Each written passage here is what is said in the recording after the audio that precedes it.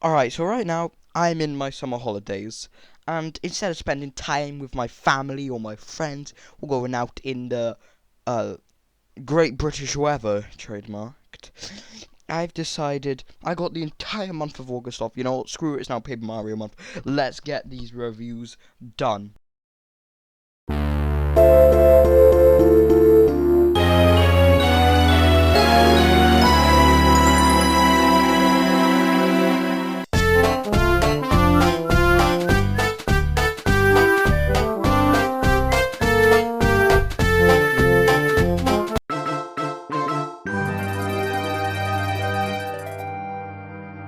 And by the way, this video took a while to make, so if you like it and you want to see more, make sure to leave a like and subscribe. Okay, enjoy the video now.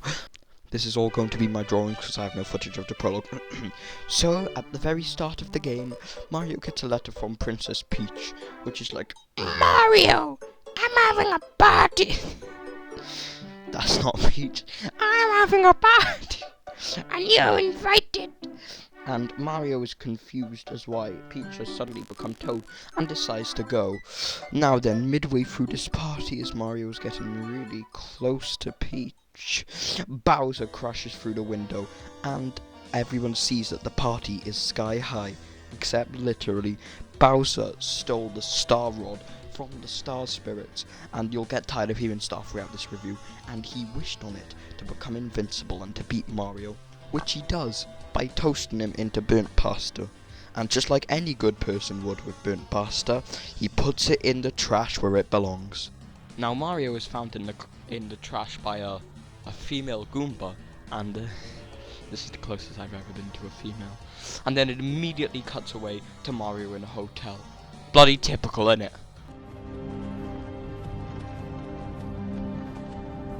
Hey, you. You're finally awake. So after you wake up, you realise that, oh wait, it was Mario in a dream, so you were never that close to a woman. So you leave very upset, you pick up a hammer, take out your anger on a child, like all good single parents do, and then you head to Toad Town, the main hub for the game. Next, Mario climbs up a mountain, and then you find out the plot of the game, and it is that the Bowser, after stealing the Star Rod, turned all the Star Spirits into cards. Now then, he decided to play a game of poker with it, and he lost. He got so mad he flipped over the table, and all the Star Spirits scattered across the world. And you, being Mario, have to collect them all to beat him.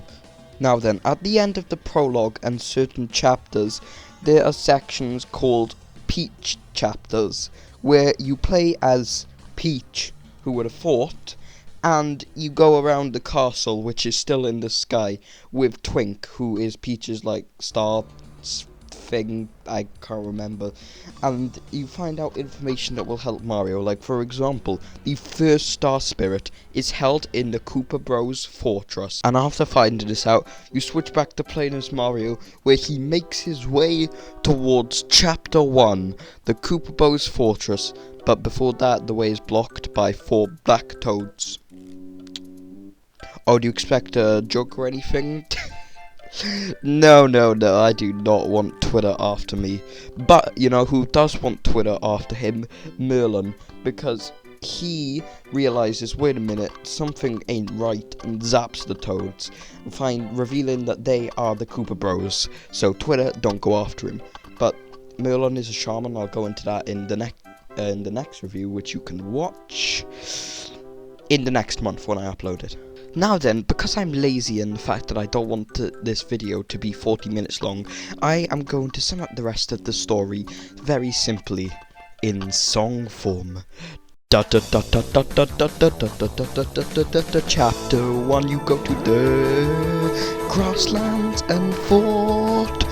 You pick up the Star Spirit, and then you head to the mountain and the desert to go to the pyramid and pick up another Star Spirit. Chapter 3, you go to a spooky place mansion. Then you go to a dusty place house thinking.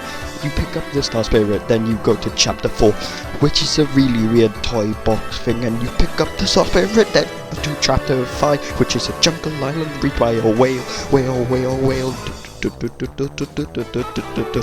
Then you pick up the star spirit, which is inside a volcano.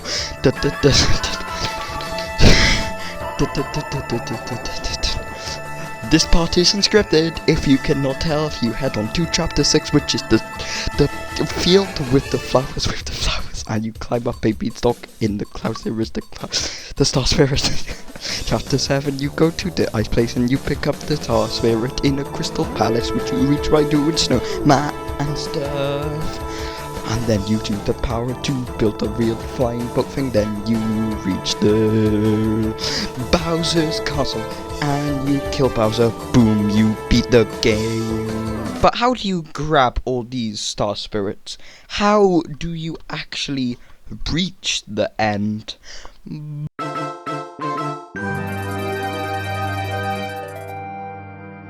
Gameplay. I know, amazing segue in it. You reach the end of the game by playing the game. Who would have thought? Anyway, I'm getting sidetracked. Or should I say, I'm getting backtracked. Haha, I'll get into that later. So as Mario, you jump, and spin around. You spin with the ZR to go quicker, you jump with the A button, and you use your partners to reach stuff. Now, partners come in many varieties: the blow up kind, the kick kind, the carry you kind, and the useless kind. And they all have their uses, except for Goombario, in reaching stuff, which you will need to do a lot, because this game has backtracking. Woo, my favourite game mechanic.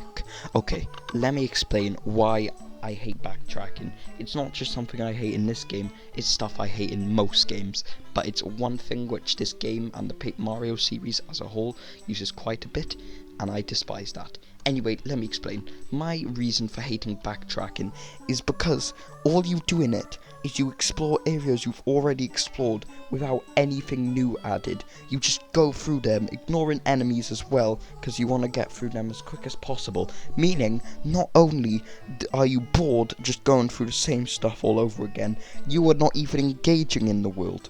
If nothing changes when you backtrack, you are essentially walking through an area you've already been through, may I add, without doing anything.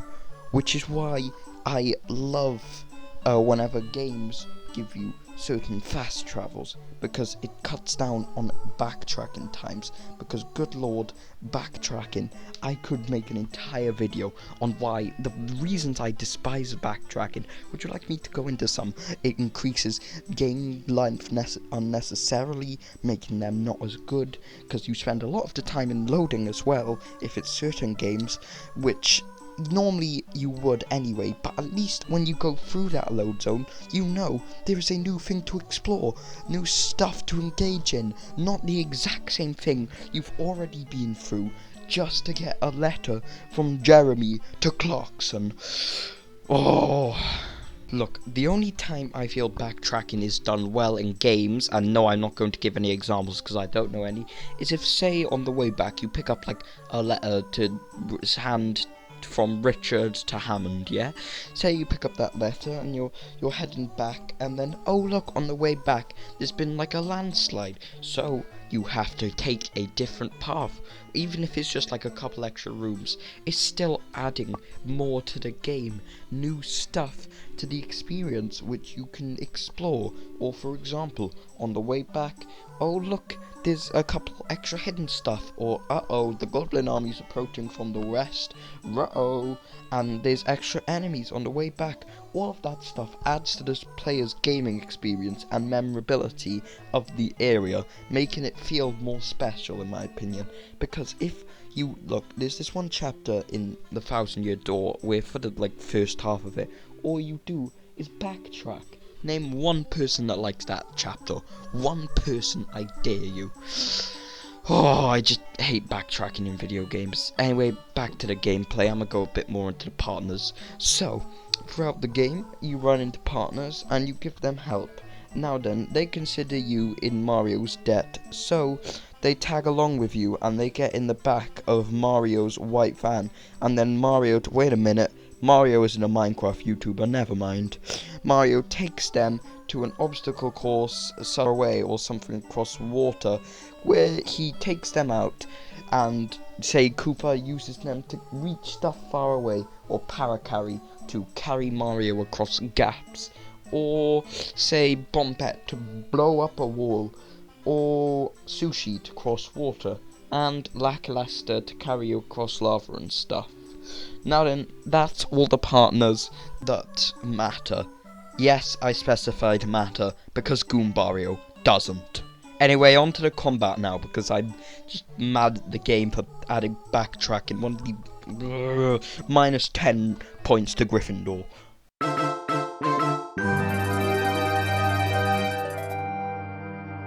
The last joke I made doesn't even make sense. What was I thinking? I don't even like Harry Potter. Oh, we're rolling. Anyway, Chapter 3, The Combat. So, the Paper Mario combat system takes a few simple mechanics and creates a fun battle system. You have 5 options. Star Spirit Power, which uses the power of the Star Spirit, say, to heal you or deal damage to the enemy. Items, which you can use items to heal you or deal damage to the enemies. Or you can use actions, which is stuff like flee from the battle because you are a wuss, or defend because you are a wuss, and switch partners because you forgot to equip quick change. I'll get into that later. And your main 2, hammer and jump. For jump, you jump on the enemy, and hammer, you hammer the enemy. Now, on these own, they deal pretty good damage, but what you can do is you can make them better by using badges. What badges are is something which allows you to, say, use an extra ability or makes one of your abilities stronger, i.e. Power Bounce. It is a badge which uses up 2 BP, I think, and deals extra damage. Now then, how do you get BP? Well, first you secure an oil deal with a rack, and then you have extra BP. So comments down below if anyone actually gets that joke. The way you actually do it is by leveling up. How do you level up? You beat enemies, which, to beat stronger enemies, you need flower points to use these strong moves. That is essentially like your mana, if you'd prefer like a different video game analogy. Basically, you have like certain amount of flower points, and every special move uses those flower points. You can heal them by eating syrup. Yes, that is correct. Syrup.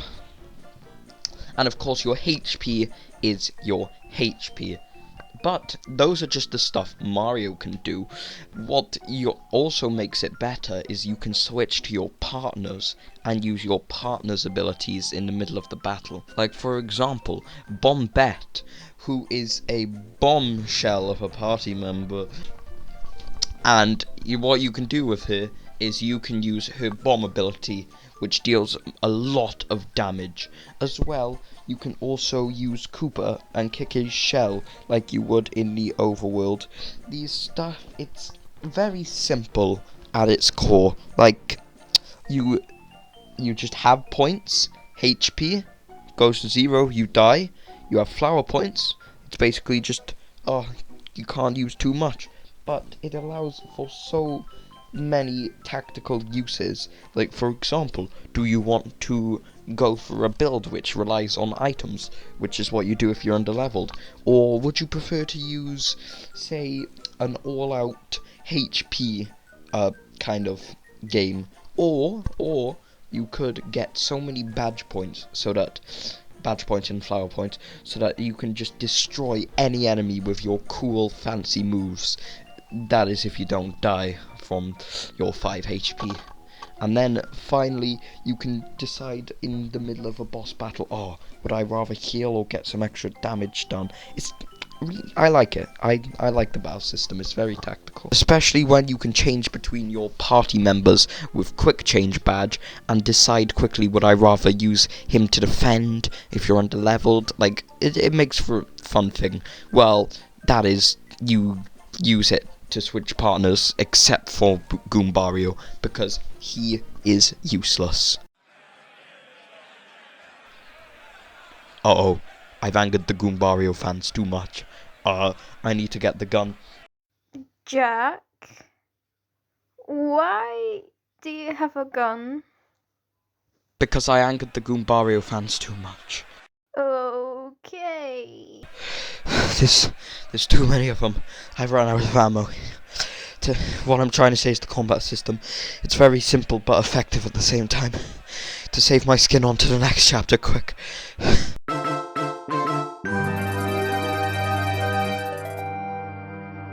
Not every character's a red or blue toad.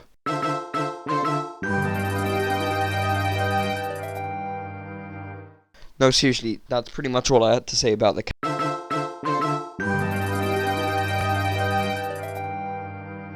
characters. I guess I'll add a bit more. So obviously, like I said, they're not all toads, but even when they are, they have a sense of uniqueness to them, which really helps you immerse yourself in the game. For example, like, there's Arabic toads, and toads with special clothes. Like, it may not be much, but it's something. As well, some of them even have stories, not to mention the fact that there is also other NPCs like penguins and boos and even Goombas, which is pretty unique. A lot more unique than, let's say, an island with two creatures across the entire island. It makes you think of it less of a world and more as a game, which is something I feel modern Nintendo seems to forget. They go for gameplay first, as Steve Gaiman said, but they kind of fail at immersion and making you feel as if the world could be a world. But with this variety comes a sense of 19th century imperialism, and you know what else is from the 19th century? A nice bit of colonialism, and the sense to rule the world.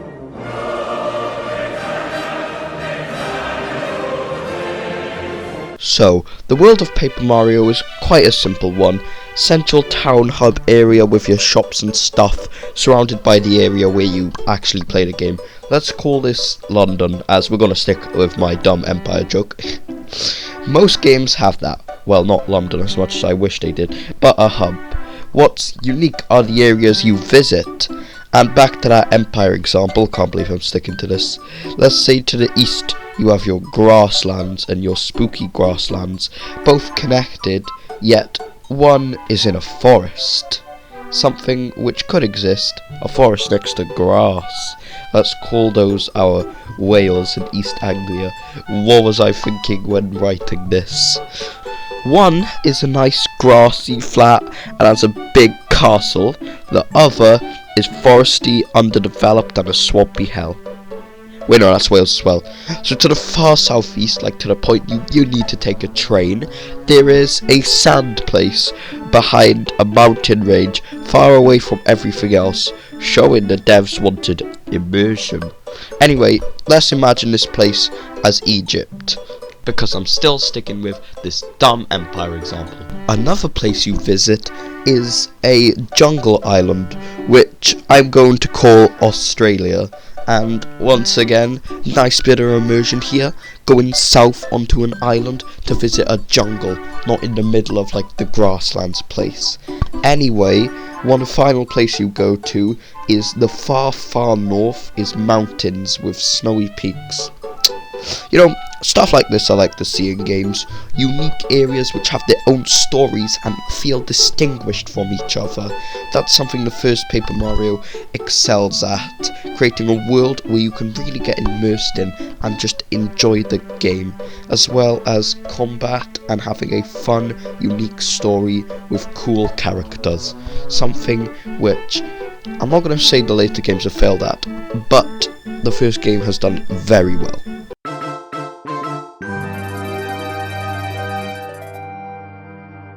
So I'm going to keep this section incredibly brief, just get it done and over with. So what do I think about Paper Mario, the first one? Do I think it is really that good? Well, I think it is a game which has a story, which does its job. Could be better, but it does what it's good for. Combat system which works and is tactical, and characters which are enjoyable, as well as some amazing music which you've been listening to throughout the review. So, what I think is, drumroll please,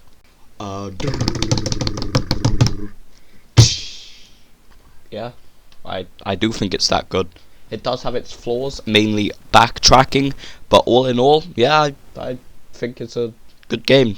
Roll credits. My hemblad för nadajan annoyally me Quaberia chantodion ewodion no free I guru befell wir blockawi trauma Osgrefi golasant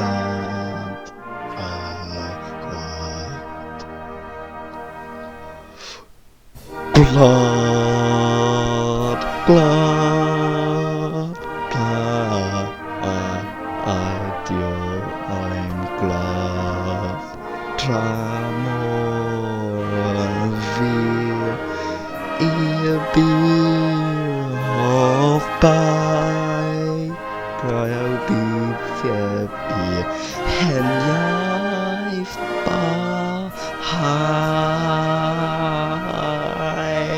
Why is the note so long?